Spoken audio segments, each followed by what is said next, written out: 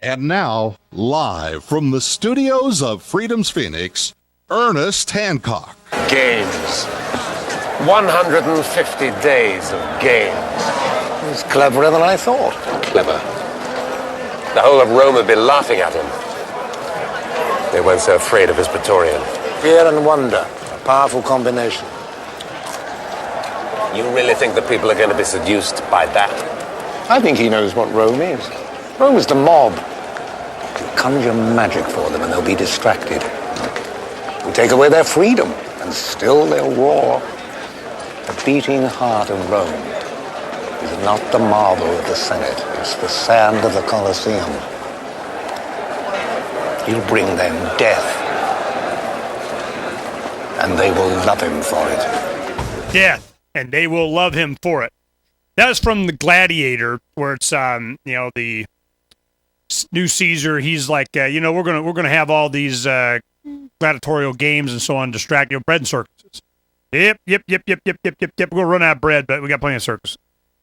I bring that up because I want to dwell on this one point. This is what I think is going to happen. I want to make some predictions here and give you an idea and why I'm wanting to cover this Russia Today thing. It was always my opinion that the Russian government, the biggest thing that they ever had a problem with the United States and the West was information to their own people. There was an old, Sierra, pull up, it was Milton Baer, that our CIA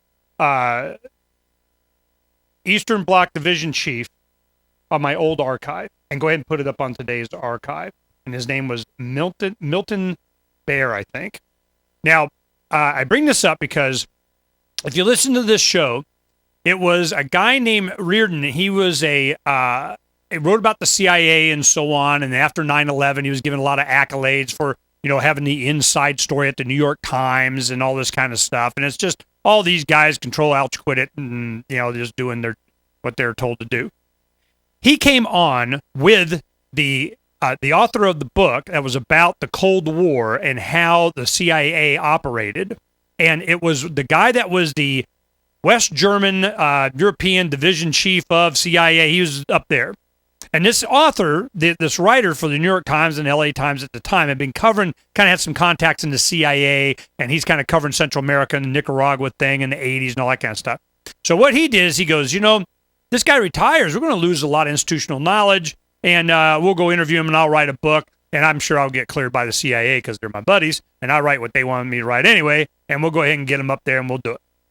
So he writes the book. So I just start radio. It's in I think 03.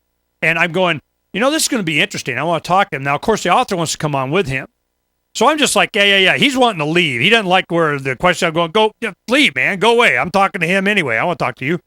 Well, the division chief, they're talking about all of the things that were the most effective counterintelligence, propaganda, whatever, that they were doing to forward the interest of the West inside the Soviet Union. What happened? Why did the Berlin Wall fall? Why were the people, what was it, just the economics? Was it this? Was it that? What ate at that society? What undermined their credibility and authority and all this other stuff? So we get talking about a lot of things. Now, the author, of course, in promotion of the CIA and what his mission was different than this guy. He's like, hey, man, I'll just tell you what's what. He didn't care. Now he's retired, and, I'm glad you asked the question. Good question. And what I wanted to get out, and I got, was this. What if you were to just change the minds of the people there? Screw the government, the heck with all the military officials and defections of and the high ranking and getting the change and, corrupting them and buying them off and bribes and all this kind of stuff. What if you just translated the Declaration of Independence into flyers and just dumped it on them? And he goes, we did. That was our most effective campaigning. And I go, really? Man, I talked to you for hours just to get that out of you. This is what he was saying. The reason the Soviet Union was so adamant about controlling, like in China, man, it's illegal to have a fax machine, and Soviet Union, registered all the printing presses, and you couldn't communicate. Well, what was happening is that they would take a lot of books or concepts or ideas and so on in the West, And we had talked about this just, a couple of months ago, the effort they're doing in Eastern Europe now, in Poland and so on, the young men and women that coming in here, different groups have interns that are here. In fact, while I was gone last week, I was invited to a dinner party with them. I couldn't make it. But we were in L.A., but with Butler. But what happens is I'm going, all right, this is an effective tool. In fact, the United States government, that's what Voice of America was all about, and them, just transmitting into there. And then, of course, they try to jam it and block it. And then could they get different radios and transmitters and information on how to bypass the jamming, yada, yada, yada, yada, yada. So I'm going, okay, how effective was that? It's one of the reasons that we had so much change. Was because the people, they just needed to be able to conceptualize. They couldn't even imagine something different. They didn't understand what was going on. It's like, you have to imagine North and South Korea, you have any kind of transfer of information starts going, because they are able to pick up a lot of broadcasts coming from South Korea. North Korea is not going to be able to last forever. It's kind of, it's amazing that it's gone as long as it has, and Cuba's the same thing. So what do? The United States government, in exchange for all you pinky swear you won't be saber-rattling all your nuclear armaments that you're doing here with the support of China, and we'll give you food, which they give to their armies, which gives to their political class. I mean, it's just, quit meddling, So Milton was making the point. He says, by giving these pieces of paper, by just making sure the ideas get books, that was the most effective thing in changing what happened in the Cold War. You think Russia doesn't know this? Of course they know. So here we go. Putin, Mr. KGB, the funding, I think it was something minuscule amount, 20 million or something like that. I mean, enough that they get, hey, free America. We get to have our own broadcast thing. You got your stuff here in Moscow. You got your transmit. You've been doing it even before we wanted you to, or allowed it. So now we're doing it. Nan. Okay.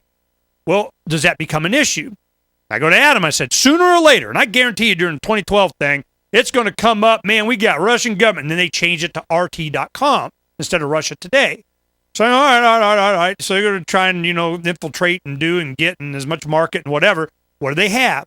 Young people in their 20s, people that are active, people that are talented, people that are attractive, people that are able to communicate and what's popular. Freedom's always popular. Like Dr. Paul says, freedom's always popular. Truth is always popular. You can blah, blah, blah all you want, but you got somebody out here telling the truth. It kind of diverts attention away from, what you might consider, entertainment, just, whatever, they have cleavage and legs or something, and go over to actual news and the truth. Oh, you start to gain popularity. Not allowed to happen. So what happened with Adam, I don't know. It may be in some internal personality structure kind of whatever until he gets all his little signing off and payoffs and this and back and finishing contracts and negotiating, whatever the heck that is. We're not going to know. So I don't even want to. I just like, whatever. But the FEC thing broke, and he says has nothing to do with it. But that broke on Daily Paul. By who? By whom? Who did that? And why? They support or not, doesn't matter. The point is that in the FEC complaint, the reason that I put it up, not that I give any credence to it, that was the reason why or not, it's not the point. The reason I put it up was this. The accusation is that the Russian government was in support of Dr. Paul's campaign to break up the Republican Party in order to make sure that Communist Obama got elected. And I'm like, really? So you're saying that any one of these other Republicans is not going to continue exactly the same policy that Obama continued from the Bush administration? Is that what you're saying? They're different somehow. How are they different? When's that going to happen? You understand my point? I'm going, so we need it. You guys want to play this game? I want to play too. Turn to Generation Next, Levolution. We're going to find out everything about everybody on all of this stuff. Because if we don't, and we aren't prepared to make the arguments about how the FEC and the FCC and the corporate media here are so into it, might as well be the Russian government. Hell, for all we know, they are. So I'm just going, the difference is what? And if we're not ready, we're going to drop this into debates on Ron, and then he'll kick their butt with it anyway. So I'm like, you guys want to play? Let's play.